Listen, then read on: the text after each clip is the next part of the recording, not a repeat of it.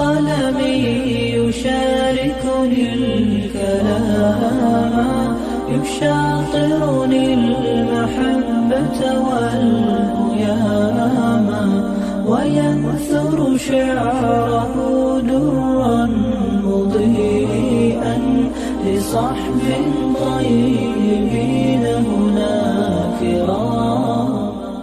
الحمد لله رب العالمين والعاقبة للمتقين والصلاة والسلام على خير خلقه وأشرف الأنبياء والمرسلين وعلى آله وصحبه أجمعين أما بعد.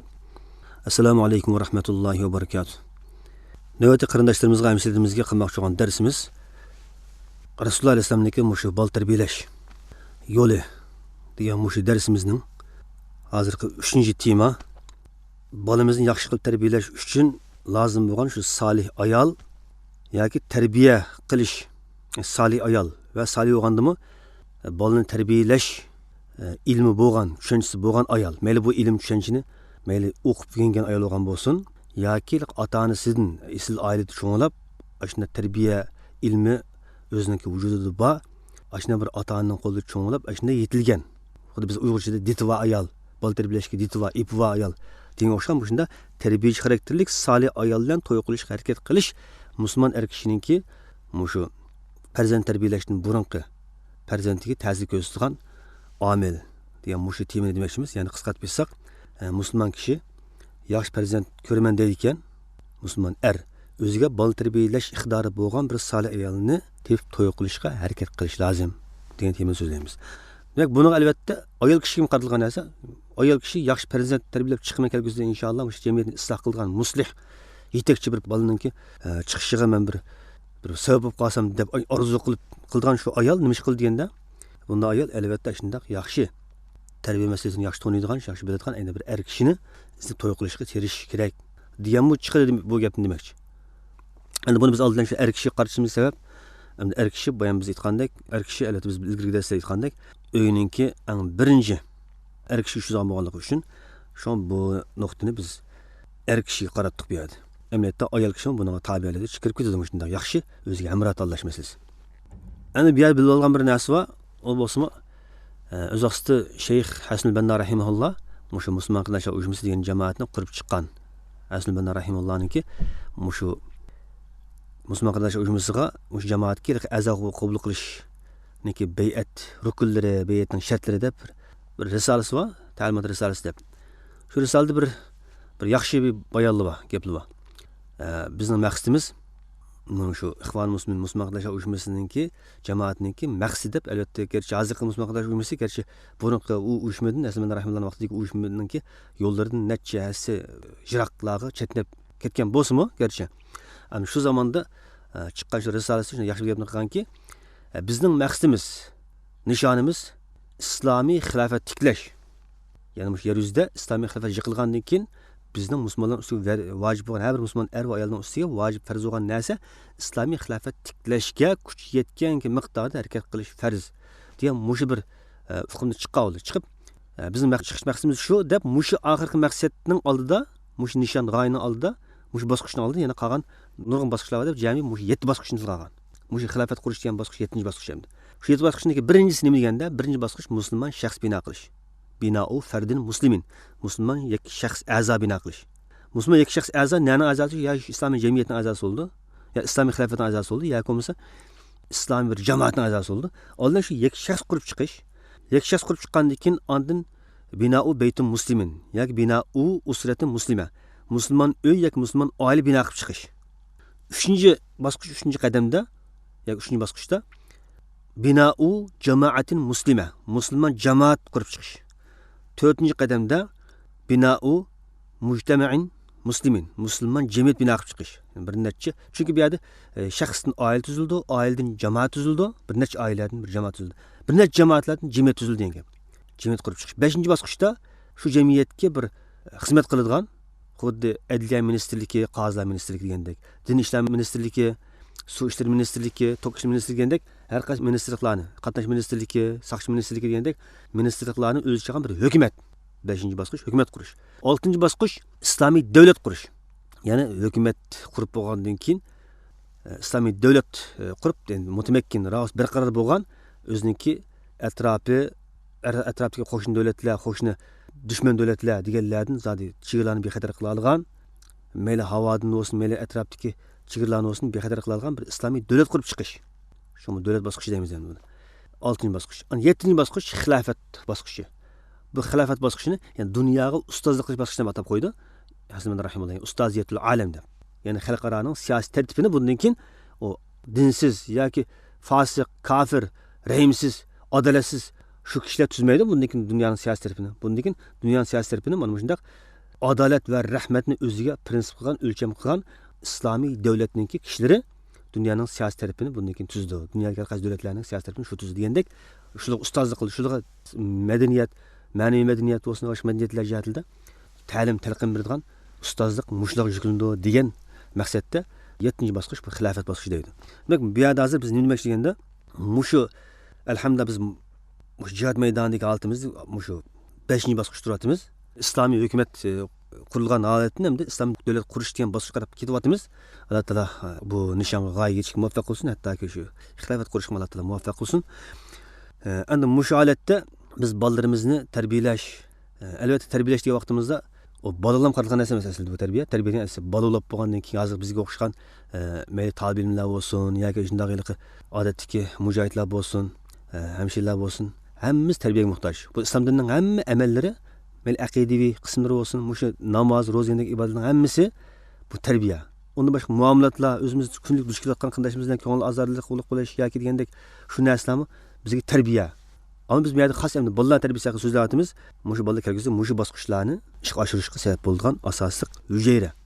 Shu hujayraning ichida oila, bu ulamalar buni debdiki, bu bolalar va uyninki a'zolari bo'lgan bola, dada, ona degan har bir shaxs bir hujayra bo'lsa, uy yoki islomiy davlatninki, islom jamiyatining hujayrasi bo'lsa, shaxslar. Ya'ni oila islomiy davlatning yadrosi.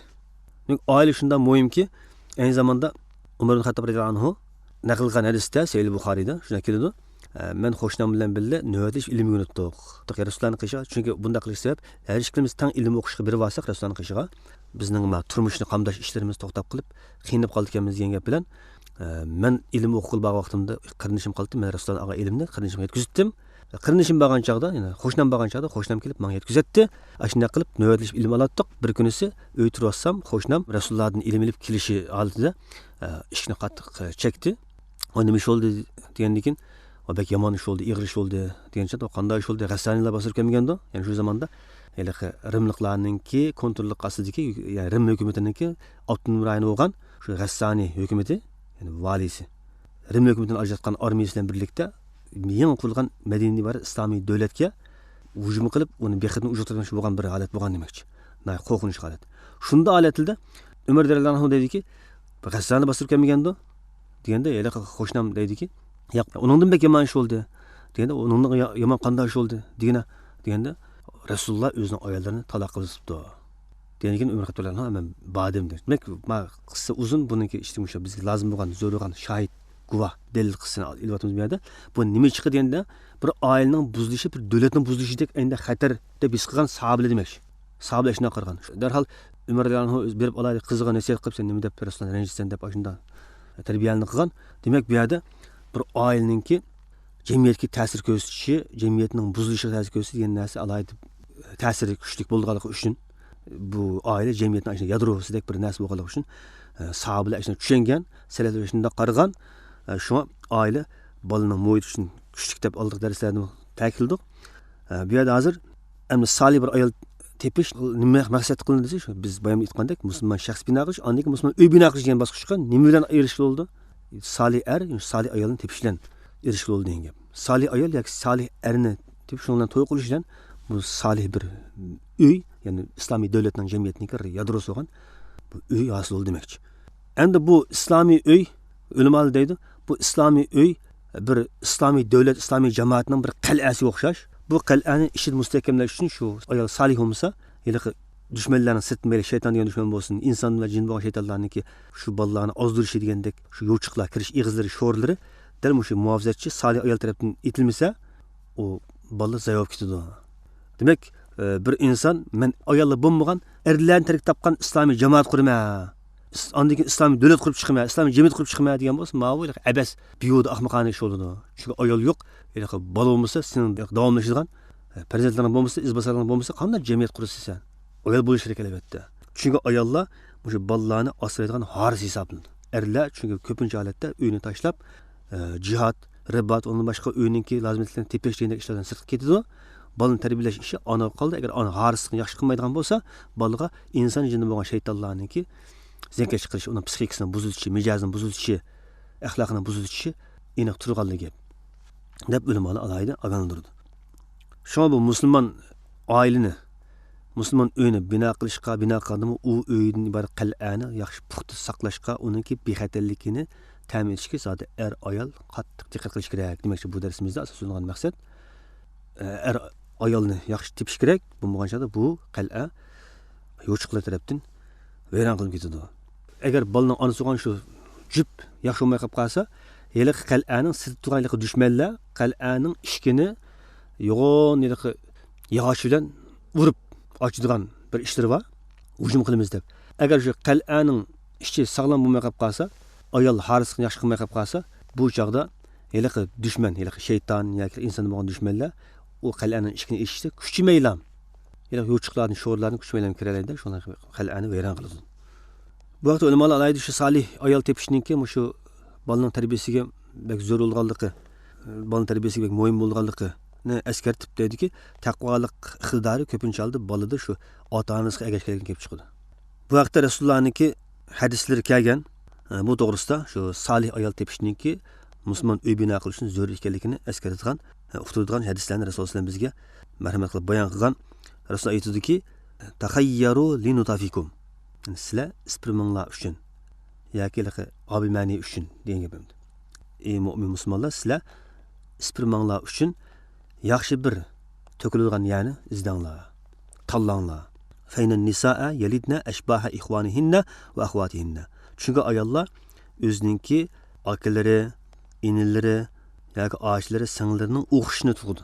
Demak, xotin tanlaganni xato tanlaymiz deganga Rasululloh ko'rsatib beradi. Bir qiz bolani tanlamoqchi bo'lsang, shu qiz bolaningki oilasi degandiki, bu qiz bola hatto tug'umchan qiz bola topmadingizmi? Ha, shu qiz bolaning onasi ko'p tug'ilganda yoki ochsanlar ko'p tug'di degandek, yoki homilari ko'p tug'di masalan degandek. Yoki agar yaxshi solih ayol deb qolsangizmi, ha bu ayolningki ota-onalari va jiddiy jamoati yoki tog'lari, homilari deyildi, yaxshi kishilar chiqqan, yaxshi kishilar bu. Demak, mush ayolni olsam inshaalloh men bolam bundan solih bo'ldi deb Muşa tallaysizlar degan buni deb ulamolar bu hadisni shuni sharhlagan. Demak, bu hadisni Imom Ibn Asakir, Ibn Adil naql qilgan. Bu hadis yana Ibn Majah va Bayhaqi naql qilgan hadis bilan bir turdosh hadis. Lekin Bayhaqi va Ibn Majah naql qilgan hadis sahih bo'lgan hadis. Bu hadisda deydiki, "Takhayyaru li nutafikum." Sizlar o'zinglarningki isprimanlar uchun yaxshi isl ayollarni, isl o'rinlarni tanlanglar. Isprimanlarni isl o'rinlarga to'kinglar deb Rasululloh alayda mundaq uslubda bayon qilgan deydi. Deb aqsin fankihul akfa'a va ankihu ilayhim. Sizlar ashundaq yetarlik shu bolani tarbiyalashga, aslan o'zinglarga mos keladigan yoki solih darajasiga tushadigan ashunda kifoya qilgan ayollarni izlab to'y qilinglar, o'ylaninglar yoki sizlar qizinglarni o'ylab qo'ymoqchi bo'lsanglar, to'ylab qo'ymoqchi bo'lsanglar, ashundaq shu qizinglarga o'zinglarga mos keladigan, ya'ni taqvolik yaxshi bo'lgan demakchi. Dini yaxshi bo'lgan shunda oilani, oila a'zolari, shunda yaxshi bo'lgan oila a'zolari yaxshi bo'lgan shunda oilaniki qizini tepib o'ylaninglar degan hadis. Bu hadisga ma'noda shuning yuqorqi Ibn Sakinning hadisi. Bu hadis nima chiqadigan vaqtda sizlar shu solih ayol izdanglar degan shu ma'no chiqdi deydi ulamolar. Shundan birga ulamolar bu farzand tarbiyasiga muhim bo'lgan o'sha solih ayol izlash degan masalada deydiki, bu ayol kishi, bu solih ayol kishi albatta shu bolani tarbiyalash, degandek boshqa o'zining dinini yaxshi ilm mengash degandek mush ishlarga zo'r bo'lgan, hojat bo'lgan, mayli diniy ilmlar bo'lsin, mayli fan ilmlar bo'lsin, agar shu bolani tarbiyalashga aloqador yoki o'zining vazifasini o'rlashga aloqador din va dunyolikqa foyda bo'lgan ilm log'ab qolib qolsa, uni o'rganish huquqi bor. Albatta erninki va bolalarning tarbiyalanish huquqiga daxl qilgan asosda shu ilmlarni o'rganish huquqi bor. Demak, u qiz bola erga tegishdan burun albatta ota-onasi ko'ngil bilib yaxshi bir ilm o'rgangan ustozga tutib berishi kerak. Yoki u ayol erga tekkandan keyin eri albatta ayoliga yo'l qo'yib, albatta erininki va bolalarninki huquqiga rioya asosida vaqt chiqqan vaqtida diniy ilmlarni va shu bolani tarbiyalashga aloqador bo'lgan ilmlarni ondan boshqa o'zining dunyosiga aloqador bo'lgan ilmlarni o'rganmay qolib qolsa, albatta shu ilm o'rgatuvchi ustoz yaxshi taqvo bo'lish layoqli. Agar ustoz akishli qolib qolsa, xilvat qolmaslik degan shartlar bilan shu ayolini shu evatish bu ayolning haqqi. Shundan birga ayolni shu ustozning qishiga evatish ayolning haqqi. Agar demak bu yerda shu ustozning evatish deganimiz maqsadligi bu ovozli MP3dan yoki boshqa bir kitoblardan o'rganib olgan ilmni emas. Chunki asli ilmni o'rganishning yaxshi yo'li, ya'ni ustoz o'rganish bu Rasululloh alayhisolam tatib kelgan bu sunnat.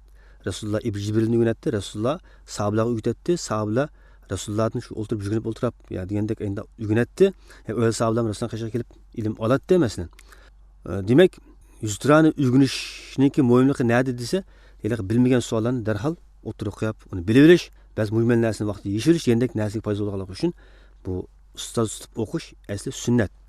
Ondan keyin u tamomlagan vaqtida shu ustozlarniki, ishonchli ustozlarning, ya'ni nimasi tarjimali iniq qo'ygan, ya'ni palani ustoz, palani olimlarning, talab ilmlarniki yoki taqvo kishilarning guvohlik bilan bu yaxshi ustoz ekan deb shu ilm ham yuqori ekan, ham taqvolik yaxshi ekan deb guvohlik berilgan shunday kishilarniki ovozliq lentlaridan, ovozliq darsliklaridan ondan shu ilmni o'rganishi degan narsani erning ayolga ta'min etib berishi bu ayolning erning ustiga haqqi hisoblanadi deb ulamolar bu ayolninki ilm o'rganish haqqi bor degan shu temini alayda o'tirib qo'ygan. Albatta oldindan shu ayol ustozga tutib turdi. Ayol ustoz bu mashada er ustozga qolib qolish, shu xilvat qolmaslik sharti bilan shu er ustozniki shu ilm saviyasi yuqori ham omonat Allohni qo'rqish bilan to'nilgan boshqa tarafdan guvohlik bilgan degandek mushu shartga asosida ashunda diniy va shu lozim bo'lgan fanniyatdek dunyoviy ilmlarni ayolga o'rgatishi ayolning haqqini qatardi. Unisiga ayol mushu diniy va fanniy bo'lgan lozim ilmlarni o'rganishi bu ayolning shu erning bolasini tarbiyalashga foydasi zo'r bo'ldi. O'limada mushu ayolning erning bolasiga qarab ya o'zining shu bolalarini tarbiyalab qilishiga mushu diniy va fanniy ilmlarda ma'lum darajada saqofat, ya'ni madaniyat seviyasining ma'lum joyda ishi bu ayolning yaxshi bola tarbiyalashiga yordam bo'ladi, sabab bo'ladi. Shunga solih bu yerda biz ma to'g'rigan tema nima desa, demak musulmon uy bino qilish uchun musulmon er kishi solih ayol tepib to'y qilish kerakki, bu ayol solih bo'lish bilan birga bola tarbiyalashga ipi va bola tarbiyalashga ipi nereden keldi desa, dem o'sha diniy ilmlarni, o'sha fanniy ilmlarni, lozim bo'lgan ilmlarni shu ehtiyoj miqdorida o'rganish degan ishni qilish bilan buni arabcha saqofat deymiz, ma'naviy madaniyat seviyasi. Ma'naviy madaniyat seviyasini ma'lum darajada oshirishdan bo'ladi. Mush oshirishga erishish ayolning haqlarini qatoridan deb o'limoq shuni bekitgan. Ya'ni bu vaqtda Rasululloh sollallohu alayhi vasallam Qurayshning ayollarini qattiq maqtagan. Bundan maqtashlik sabab Quraysh ayollarida bolalarga nisbatan va erlarga nisbatan, mush ikki kishiga nisbatan noyatibek isil sifatlar bo'lgan. Uning birisi o Quraysh ayollari bolalarga kelgan chaqda noyatibek shafqatlik, mehribon. Erlarga kelgan chaqda eriga noyatibek itoatchan. Alloh osmondan ishlab qolsa, erini qandaqsam rozi qilmanki deb eriga muvofiq qilishni o'ylaydi. Endi ma'ning nima chiqdi desak, bol tarbiyalashda mana mush hadis nima chiqdi, mush gapimizni. Bu gapimizga dalil ustida İmam Buxoriy, İmam Muslim qilgan hadisni keltiramiz. Rasululloh sollallohu alayhi vasallam aytganki, "Xayru nisa'in rakibnal ibila, xayru nisa'in rakibnal ibila, salihu nisa'i Quraysh." To'g'larga mingan ayollarning eng yaxshisi. Ya'ni to'g'larga mingan deganda ulamo sharhlab Arab ayollari deb sharhlagan ekan. Demak, Arab ayollarining ichidagi eng yaxshi ayollar dal Quraysh qabilasidagi ayollarning yaxshisidir. Arab ayollarininki ichidagi eng esil yaxshi ayol deb kimni deymiz deganda, shu Quraysh millati ya Quraysh qabilasining ichidagi ayollarning ichidagi solihlar, ya'ni islomga kirgan musulmon solihlari. Chunki ular o'zining bolasi kichik vaqtida bek ko'ynidi, bek shafqatli, bek mehribon va erininki mol-mulkini bek asraydi. Demak, ma'adisni nima chiqadigan vaqtida Rasululloh sallam bu yerda islom shariati ko'rsatgan narsa bol tarbiyalashda, mayli o'qitish ustozlik bo'lsin, ota-ona bo'lsin, diqqat qilgan narsa bol tarbiyalashga asli qoida mehribonlik, shafqatlik. Meli ilm o'rgatishgan ishlar bo'lsin, meli adab o'rgatish bo'lsin, asli qoida mehribonlik, shafqat. Zo'ravonlik, qattiqqo'llik amallanmagan chaqda shariat ko'rsatgan tar doirada manchash kirgan bo'lsa, mandaq gunohni qilgan bo'lsa, mandaqroq bir tayoq bilan yo qamchi bilan manchilikroq uralaysiz degandek tar doiradan bu asli qoida emas bu. Shunga mush munosabat bilan bol tarbiyalovchi ota-ona yoki ustoz o'qituvchi deganlarga asli shuki islomiy ko'rsatma berdi, islom shariatining ko'rsatmasi bu yerda bolani tarbiyalashda asli qoida mehribonlik, shafqat. Hargizmi asli qoida zo'ravonlik, qattiqqo'llik emas.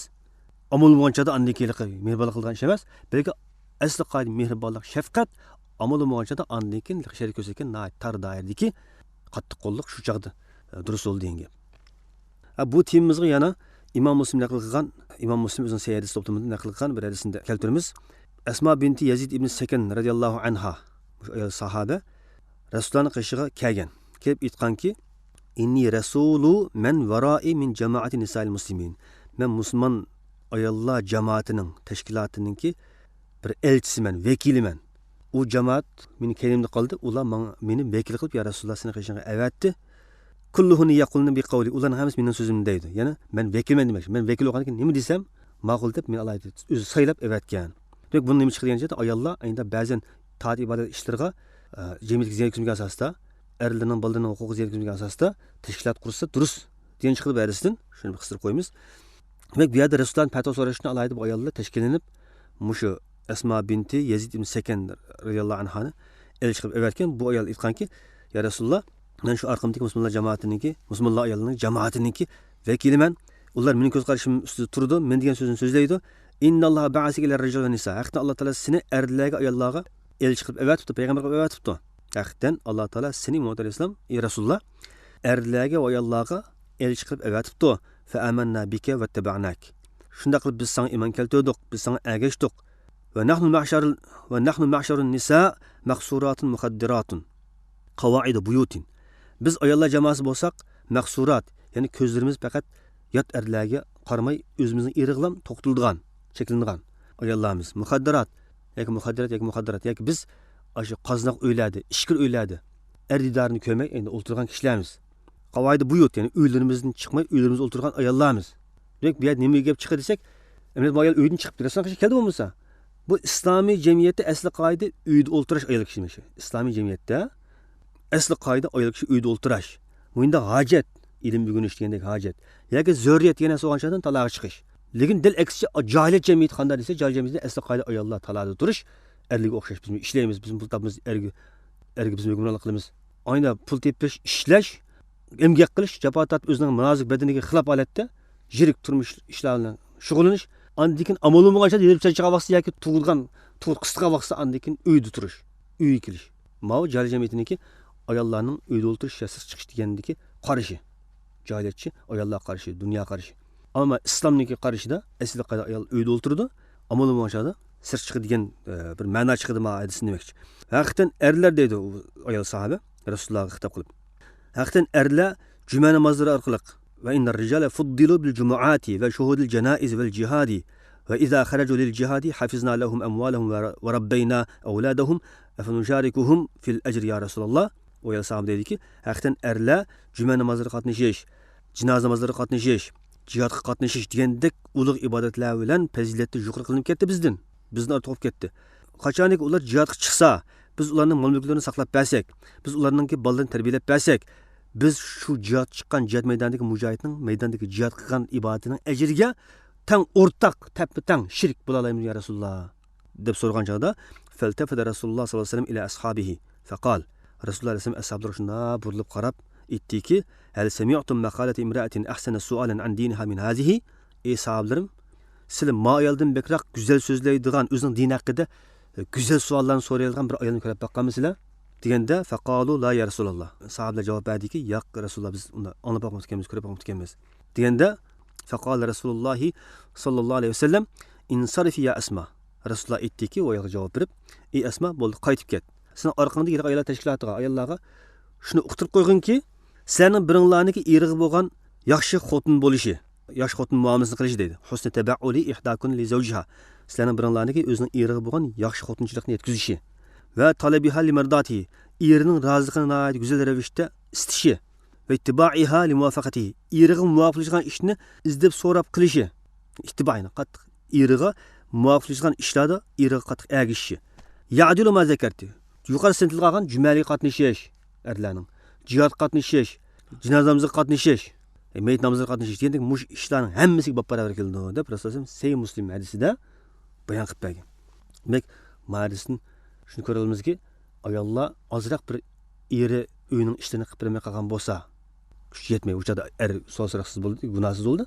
Agar yoki shu gunohkorlik qilib, meshiz qilib qilmagan bo'lsa, bunlar ham uyni tashlab bo'ldi ojizman haqqimni olaman deb bunda qilmasdan balki hamon kelgan ajr katta ekan bu jat texnik mushaqqat chunki uyning ishi mushaqqat bo'lganlik uchun shu erninki muomalasi mayli bir ayollik oila bo'lsin mayli 2-3 ayollik erga to'ygan ayol bo'lsin bu yerdagi muomalaniki keldigan mushaqqat ig'ir bo'lganlik uchun shu jihatga barobar qilgan nurg'un hamshirimiz bu savobning ajrini bu maqomni tushunmagan sababli tizlam oilani tashlab Alloh shunda Rasululloh sallallohu alayhi vasallam va'da qilgan bu yuqori fazilatlardan martabalardan hamma bo'lsa Allohning dargohida mujohidlarla birlikda erishninki Allohning dargohiga yaqin o'ltirgan joylardan mahrum qolgan bu shunda ishlarni qilayotgan ahvollar yo'q emas.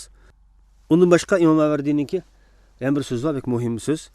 U o'smi mushu bolaninki dadasizlik haqlarining biri shuki, o dada cho'qim ayoltilgan chog'da yaxshi ayol tanlash deb yuqorgi temimizni kuchaytirib degan buniga Imom Mavardiy nani dalil qilgan desa Umar ibn Xattob radhiyallohu anhuniki tövendeki so'zini iqtibos edib, ya'ni uzun edib shu so'ziga dalil qilgan deydi. Umar radhiyallohu anhu deydiki, bolaninki dadaning ustidagi haqlarining tunjisi shuki, avvali shuki, dada o bolaning onasini yaxshi tanlag'ay. Bola u onadan tug'ilish uchun o onaninki chiroyi go'zal bo'lishi, sharaflik bo'lishi, nasabi isli bo'lishi, diyonatlik bo'lishi, iffetlik bo'lishi, ishlarini yaxshi tushunadigan aqlliq bo'lishi, ya'ni ditva, ipva bo'lishi. Axloqida, ya'ni mijoz, xulqi axloqlarda rozi bo'lalik bo'lishi.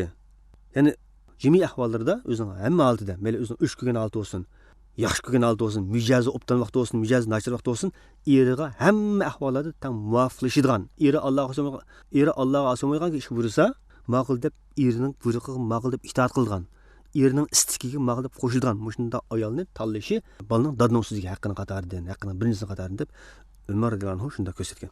Bu yerda chiroyli qo'lish desak, hamda chiroyli qo'lish degan bu sifatni deyishi, albatta bolaning chiroyli tug'ilishiga degan nurli sabablar bo'lgan. Bu yerda chiroyli qo'lish ma dunyoviy sifat, lekin bu yerga eng muhim turg'ini, agar bir chiroyli ayol va ham dindor ayol va, yana birisi chiroyli ayol va dini to'g'ri bo'lgan, axloqi yaxshi emasroq qilgan ayol bo'lib qolsa, kimni tanlaysiz degan joyda albatta ham chiroyli ham dindorni tanlaydigan gap. Ya'ni din yaxshi chiroylining ustiga qo'yiladi. Yoki birisi dindor chiroyi chiroyli emas. Yana birisi dini yaxshi emas, chiroyli qilgan bo'lsa, albatta ma Rasulullohning hadislari, boshqa ulamolarning ittifoqi bilan, ijmo bilan shu dindor bo'lgan, chiroyli emas bo'lgan ayolni tanlaysiz. Demak bu yerda diyonat, taqvolik birinchi o'rinda turadi degan gap. Yana bir hadis bor, shu temaga munosabatlik. Bu hadis Jabir radhiyallohu anhuniki uzun bir hadisi, uzun hadisini azaq bir qisqa uzunini olamiz. Rasululloh alayhisalom Jabirdan so'rgan chog'da, Jabir sen o'linib deb angladim, sen shu qizbolaga to'y qildingmi yoki cho'kan o'ylandingmi degan vaqtda Jabir radhiyallohu anhu javob berib, "Balki cho'kan o'ylandim ya Rasululloh" degan chog'da Rasululloh dediki, "Nima uchun sen qizbolaga o'ylanmading? Ya'ni qizbolaga o'ylangan bo'lsang, bu qizbol bilan sen o'ynashatding, bu qizbolam sen bilan o'ynashatdi. Akillab chaqchaq qilib o'ynashib qilishatdinglar emasmi?" deganda, "Men dedim" deydi Jabir radhiyallohu anhu, "Ya Rasululloh, mening dadam vafot bo'lgan. Ya'ni dadasi o'g'il turishida Abdulloh ibn Haram degan sahoba vafot bo'lgan. Meniki kichik singlim qoldi menga qarashliq. Men boqmasam bo'lmaydigan. Fakarihtu an atazawwaja mislahunna. Men o'shkirab qoldim, makruh deb qaradim, o'shko'dim. Demakchi men o'shko'dim shu singlimga o'xshash yoshdagi qizlarga o'ylanishimni. Shundan bu qizlarga o'ylansam, bu qizlar mening singlimga adab o'rgatmasdan, ularning ishlarini bijirmasdan, o'zim o'sha o'ynab degandekchi, bundaq bo'lib ketishni, qizlarga adab o'rgatmasdan, singlimning ishlarini bijirmasdan, saqlab tashlab qo'yishni ansirdim. Shuning uchun men deydi. Shuning uchun men cho'kanga o'ylandim. Cho'kanga o'ylansam, bu cho'kan bo'lgan ayol cho'qim aşı singlimni yaxshi qaraydi, singlimni yaxshi boqadi va singlimga yaxshi adab tarbiyani o'rgatadi. Demak bu tarbiya ishida alayda mushun ahamiyat ekan. Demak biz qirnashimiz miyati bilan qizbola ilish degan narsalarga diqqatni qaratolmay, agar biz haqiqatan Jabir raziyallohu anhu o'xshash beqishimiz qarashlik bo'lgan, kichik bolalarimiz yo'qotib bo'lgan bo'lsa, albatta Rasululloh tavsiya qilgan qizbola ilish, cho'kan ilishni yaxshiroq. Ammo agar Jabir o'xshab qolib qolsa, sizning holingiz bu yerda Rasululloh Jabirning bu ishini so'kmadi, inkor qilmadi deydi ular. Jabirning bu ishini Rasululloh iqro qilib, sukut qilib jim tutdi. Rasululloh bu yerda tavsiya qilgan narsani o'shko'dim degan bir narsani Rasululloh jim tutganligi, demak Jabirning matnlashi afzal degan bo'ladi degan gap. Shu ma'noga diqqat qilish kerak. Yana bir nuqta, ayol kishi o'zining erining oldida o'rlash tegishli bo'lgan vojib farzlarning biri shuki, u ayol bolasini tarbiyalagan chog'da yaxshi uslub tarbiyalash kerak, ya'ni sabrchanlik bilan, muloyimlik bilan, rahmshuqatlik bilan. Uch narsa. Sabrchanlik, o'zini tutilib, sabrchan bo'lish. Hilm, ya'ni muloyimlik degan gap, o'zini tutilish degan gap. Rahim, shafqat, rahmat, shafqatli bo'lish. Degan bu uch narsadan tarbiyalash kerak. Shundan birga erining oldida bolalarga g'azab qilmas kerak. Erining oldida bolalarga beddua qilmas kerak. Bedduvani albatta erining oldida emas, keyinda qilmas kerak. Ammo erining oldida texim qilmas kerak. Erining oldida bolalarni tilmas kerak. Meli o'zining boshqa erdan bo'lgan bolalar bo'lsin, meli shu erdan bo'lgan bolalar bo'lsin, tilmas kerak. Erining oldida bolalarni umas kerak. Chunki bunda qilishlar shu ayol tarafdan bo'lgan erga aziyat berishdir. Erning dilini ranjitadi. Erning ko'nglini parakana qildi. Demak, mana hozir zamonda nurilgan musulmon ayollar silqirayotgan bir masala. Erining oldidan vaqirayotgan, ochiqlayotgan, erining oldidan urayotgan bu narsa erni bizar qiladi. Mana bu oilaning buzish sabab bo'lgan, mehr-muhabbatni so'g'izgan omillarning qatoridan. Shu buni ulamolar bu yerda vojib deb keltirib qo'ygan. Ham bolaga beddua qilmas kerak. Beddua qilib qo'ysa shu keyin o ijobat qilib qolsa navoda otani o'zi musibatlanib qoldi shu bolaning musibati bilan. Endi eng oxirgi eskartish bu solih ayolniki naqadar muhim ekanligi haqida ulamolar bu solih ayolni nima degan desa, kanzun haqiqiy xazina. Xuddi oltin kumush degan xazina to'playdilar kishilar, insonlar. Shuna o'xshash bu solih ayol haqiqiy xazina bo'lib, bu haqiqiy xazina shu bu musulmon kishininki dunyosi va oxiratiga foyda qiladi. İmam Tirmizi Savban radhiyallohu anhu hadisida deydiki, Savban radhiyallohu anhu vellezine yeknizuna az-zahab vel-fidda degan ayet tushgan chaqda, ya'ni oltin kumushni to'plab yig'ilgan shu kishilarga oltin kumushlar o't qizitilib peshonalariga dumlar dog'landi degan shu ayet nozil bo'lgan chaqda deydi u sahoba, biz Rasululloh birga ba'zi safarlarda bilib bo'lgan edik. Shuni sahobalarning ba'zi dediki, bu oyat oltin kumush haqida tushdi. Agar biz oltin kumushdan boshqa bir molni yaxshiligini bilsak, shu molni saqlasak bo'lib ketgan, oltin kumushni saqlasak o't ko'yganmiz deb tushungandan keyin Rasululloh dediki, bu sizlar saqlagan molning eng yaxshisi, eng yaxshi xazina u bo'lsa lisoni zakir, zikr qiluvchi til, shukr qiluvchi qalb va solih ayolki, bu ayol mu'minning iymoniga yordam qiladi. Demak, bu shukr qiluvchi qalb bilan zikr qiluvchi til albatta solih ayoldan bo'lish kerak. Shukr qiluvchi qalbga nima desa, ash eri o'yiningki dunyoviy ishlarni qilib bermay qolgan bo'lsa, boshqa dunyoviy ishlarda taraqqiyot etgan oilaga, ayolliga qarab sirishti olmasdan shukr qilay bo'ldi. Deyishi, shelik uslubda mana qilib bering deb deyishi, mana bu shukr qilish qalb. Aksicha uyni buzgan ishlar bu shukrsiz qalb degan gapimdi. Alloh taolo barchamizniki ayollarimizni mana shunday solih ayollarning qatorine qilib bersin va qonitat, ya'ni ochchig'i kelgan va ochchig'i kelmagan holatda o'xshash izchil bo'ysungan qonitat ayollarning qatorine qilib bersin va g'aybda, ya'ni er yo'q vaqtida o'zining avratini va erining topshirgan narslarini, mol-mulkini va bolalarini yaxshi asraydigan hafizat ayollarning qatorine qilib bersin. والسلام عليكم ورحمة الله وبركاته. تعاهدنا بأن نرقى ثريا نبدد كل جهل أو ضلال